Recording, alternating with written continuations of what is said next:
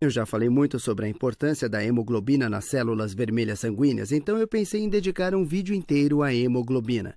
Porque é importante saber, e eu vou explicar tudo, sobre como a hemoglobina, ou os glóbulos vermelhos ou hemácias, dependendo de em que nível você deseja atuar. Eu tenho que usar a palavra saber entre aspas.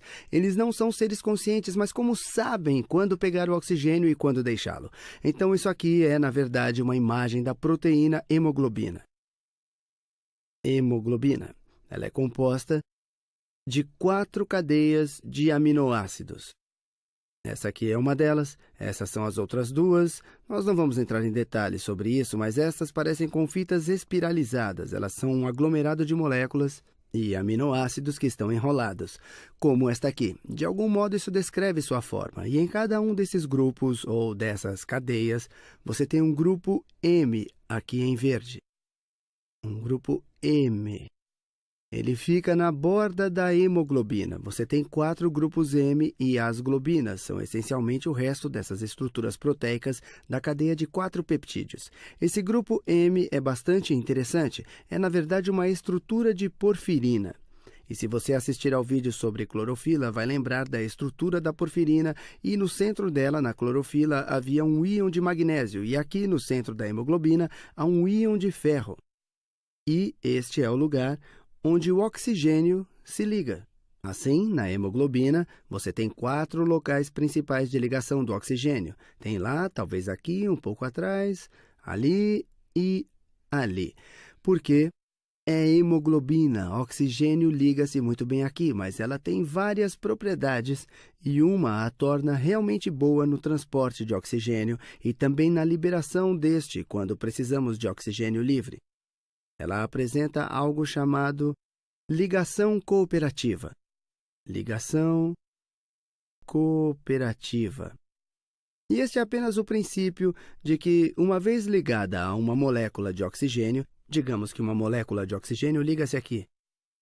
A hemoglobina muda a forma de tal modo que os outros locais ficam mais prováveis para a ligação do oxigênio. Ela apenas faz isso. Uma ligação faz as outras ligações mais prováveis. As outras ligações mais prováveis. Muito bem. E aí você diz, tá, isso é bom.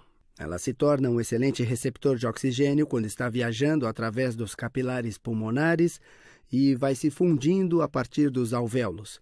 Torna-se realmente boa em capturar o oxigênio, mas como essa hemoglobina sabe quando eliminar o oxigênio? É uma pergunta interessante. Quando eliminar o oxigênio? Ela não tem olhos ou algum tipo de sistema GPS que diz esse cara está correndo agora, então ele está gerando muito CO2 e precisa de muito oxigênio nesses capilares que cercam o quadríceps dele. Eu preciso fornecer oxigênio. Ele não sabe que está no quadríceps. Como a hemoglobina sabe que deve deixar o oxigênio lá? Existe um subproduto que chamamos de inibição alostérica, que é uma palavra muito extravagante, mas o conceito bastante simples. Quando você fala sobre qualquer coisa alostérica, é no contexto de enzimas. Você está falando sobre a ideia de que as coisas se ligam em outras partes. Alo significa outras. Assim, você está ligado a outras partes de proteínas ou de enzimas. Enzimas são apenas proteínas. Isso afeta a capacidade da proteína ou da enzima de fazer o que normalmente faz. A hemoglobina é inibida alostericamente pelo CO2 e por prótons. O CO2 pode se ligar a outras partes da hemoglobina, mas eu não sei os locais exatos. Ele altera os prótons, então não se esqueça, a acidez apenas significa uma alta concentração de prótons. Se estiver no ambiente ácido, os prótons podem se ligar. Talvez eu faça os prótons cor-de-rosa. Prótons são apenas o hidrogênio sem os elétrons, certo? Então os prótons vão se ligar a certas partes da proteína e isso torna mais difícil para eles conservar o oxigênio. Assim, quando você está na presença de muito CO2, que torna o ambiente ácido, a hemoglobina vai abandonar o seu oxigênio. E isso só acontece no momento certo para abandonar o oxigênio. Vamos voltar para esse cara correndo. Há muita atividade nessas células aqui no quadríceps dele. Elas estão liberando muito dióxido de carbono dentro dos capilares. Ele vai dar artérias para o interior das veias e o cara precisa de muito oxigênio, o que se torna um grande momento para a hemoglobina eliminar seu oxigênio. Por isso é muito bom que a hemoglobina seja inibida pelo dióxido de carbono. O CO2 se junta em certas partes dela. Ela começa soltando o seu oxigênio, que é exatamente o oxigênio necessário no organismo. Agora você está dizendo, peraí, e quanto a esse ambiente ácido? Como isso entra no jogo? Bom, a maioria do dióxido de carbono é, na verdade, dissociado. Ele realmente dissocia, vai para o plasma, mas fica transformado em ácido carbônico. Eu vou apenas escrever uma pequena fórmula aqui, tá? Você tem algum CO2 e você o mistura com água, porque a maioria de nosso sangue, o plasma, é água. Você pega algumas moléculas de dióxido de carbono, mistura com água na presença de uma enzima. E você tem o ácido carbônico. Essa enzima está presente nos glóbulos vermelhos. Ela é chamada anidrase carbônica. Vai ocorrer uma reação e, essencialmente, você vai terminar em ácido carbônico. Temos H2CO3. CO3. É tudo equilibrado.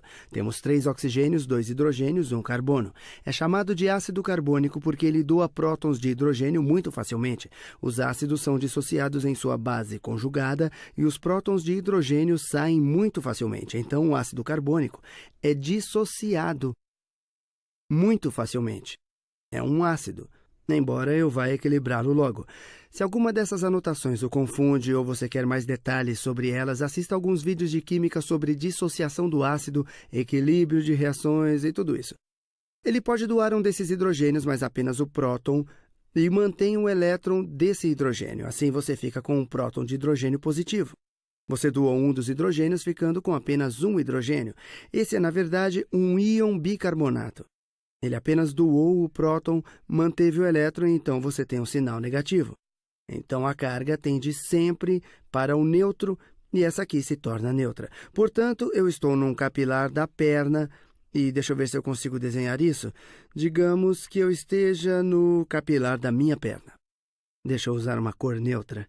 Então esse é um capilar da minha perna. Ampliei apenas uma parte do capilar. Ele está sempre se ramificando. E aqui eu tenho um grupo. Um grupo de células musculares bem aqui que estão gerando muito dióxido de carbono. Estão gerando muito dióxido de carbono e precisam de oxigênio. Bom, o que vai acontecer? Eu tenho meus glóbulos vermelhos. Eles são realmente interessantes. Eles têm um diâmetro 25% maior do que os capilares menores.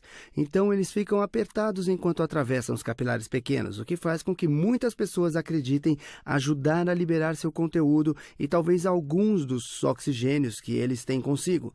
Você tem um glóbulo vermelho que está entrando aqui. Ele está sendo apertado nesse capilar aqui. Tem um aglomerado de hemoglobina. E se eu digo um aglomerado, é porque cada glóbulo vermelho tem 270 milhões de proteínas hemoglobina. Se você totalizar a hemoglobina no corpo inteiro, é enorme, pois temos de 20 a 30 trilhões de glóbulos vermelhos. E cada um desses 20 a 30 trilhões de hemácias tem 270 milhões de proteínas hemoglobina neles. 270 milhões de proteínas hemoglobinas. Portanto, temos muita hemoglobina. Então, de qualquer maneira, esta aqui foi só uma pequena parte. As hemácias constituem aproximadamente 25% de todas as células do nosso corpo. Temos cerca de mais ou menos 100 trilhões ou um pouco mais. Eu nunca sentei e contei, enfim. Temos 270 milhões de partículas de hemoglobina em cada hemácia. Isso explica porque as hemácias tiveram que abandonar seus núcleos para criar espaço para todas essas hemoglobinas. Estão carregando o oxigênio. Então aqui estamos lidando com isso. É uma artéria, correto? Está vindo do coração. A hemácia está indo nessa direção e em seguida está indo deixar seu oxigênio e então a artéria está indo se transformar numa veia. Agora, o que acontece é que você tem o CO2... Dióxido de carbono ou gás carbônico é a mesma coisa. Então, você tem uma alta concentração de CO2 na célula muscular. Ele apenas por gradiente de difusão termina no plasma. Vou fazer isso da mesma cor. Termina no plasma sanguíneo, como aquele. Alguns deles vão se dirigir através da membrana para o interior das hemácias. Nos glóbulos vermelhos, você tem a anidrase carbônica, que faz o dióxido de carbono se dissociar ou se transformar em ácido carbônico, que pode liberar prótons. Os prótons, conforme acabamos de aprender, podem inibir alostericamente a absorção de oxigênio pela hemoglobina. Os prótons começam a se ligar a diferentes partes e mesmo que o dióxido de carbono não tenha reagido, pode também inibir alostericamente a hemoglobina. Então, ele se liga também em outras partes e altera a forma da proteína hemoglobina apenas o bastante para que ela não possa manter seus oxigênios e então ela os abandona. E como dissemos que era uma ligação cooperativa, quanto mais oxigênios houver, mais fácil perdê-los. Quando você começa a abandonar o oxigênio, torna-se mais difícil de reter os outros. Então, em seguida, todos os oxigênios se soltam.